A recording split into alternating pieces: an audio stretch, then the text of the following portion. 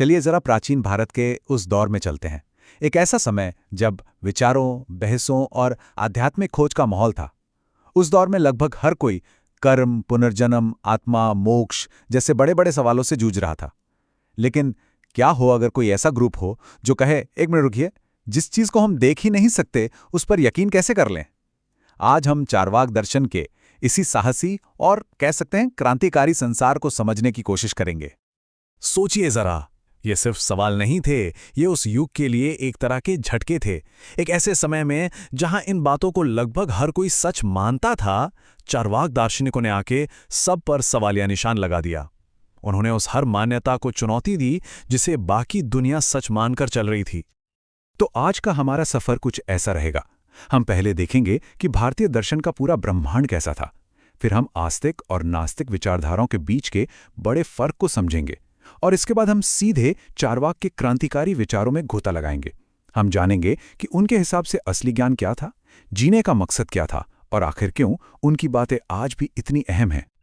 अब चार्वाक इतने अलग और अनोखे क्यों थे, ये समझने के लिए पहले हमें उस दुनिया को समझना होगा जिसके वो एक तरह से खिलाफ खड़े थे।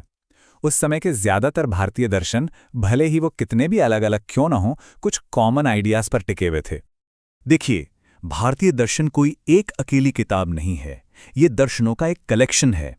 दर्शन का मतलब है देखना या एक नजरिया, मतलब सच्चाई को देखने के अलग अलग तरीके।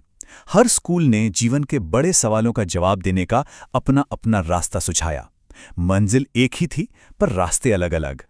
और मजे की बात यह है कि ये चार कॉन्सेप्ट्स, कर्मा, संसार, दुख और मोक्ष, लगभग सभी भारतीय दर्शनों के लिए एक कॉमन पहेली की तरह थे।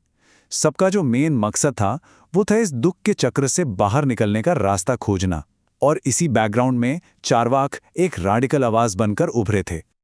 तो भारतीय दर्शन के इन अलग अलग स्कूलों को बांटा कैसे जाता है? इसका सबसे पुराना और ट्रेडिशनल तरीका है वेदों के प्रति उनका नजरिया।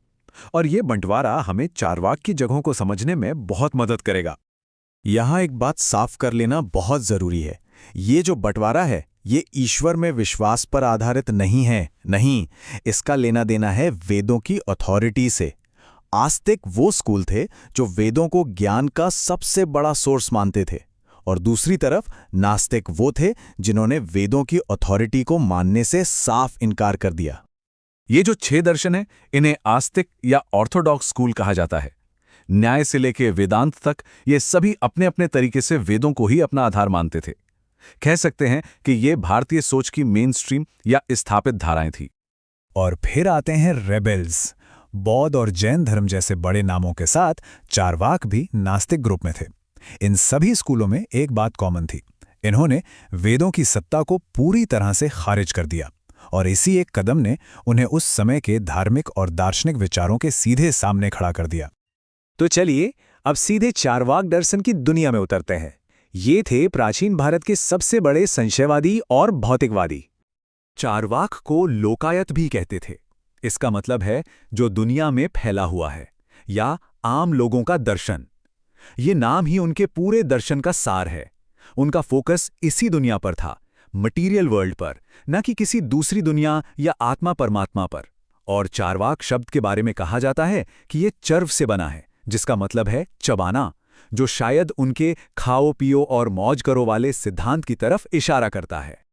अगर हमें चार्वाक के पूरे दर्शन को समझना है तो उसकी चाबी हमें उनकी ज्ञानमीमांसा में मिलती है।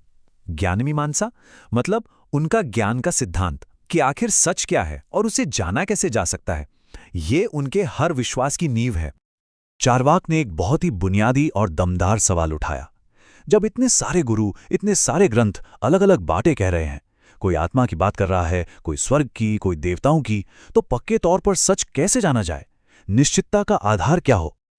और उनका जवाब एकदम क्रांतिकारी रूप से सरल था। उन्होंने कहा, ज्ञान सिर्फ वही सच्चा है जिसे हम अपनी इंद्रियों से सीधे अनुभव कर सकते हैं, मतलब जिसे हम अपनी आंखों से देख सकें, कानों से सुन सकें, छू सकें, चख सकें या सूंघ सकें। उन्होंने अनुमान यानी इन्फ्रेंस को भरोसेमंद नहीं माना। जैसे हम कहते हैं कि पहाड़ के पीछे धुआं है तो आग होगी, चार्वाक कहते जरूरी नहीं, क्या पता वो कोहरा हो या भाप, तो पक्की बात सिर्फ वही हो सकती है जो सीधे सीधे दिखे।